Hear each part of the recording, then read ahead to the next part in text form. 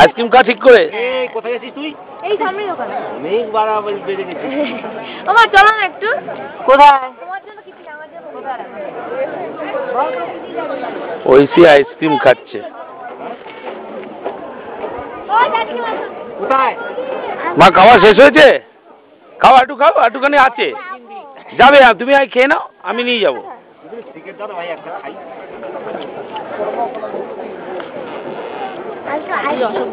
হ্যাঁ হ্যাঁ। ঘুরে আসি একবার যাই না। কোথায় যাবি? টিকিট খাওয়া বারণ না তো?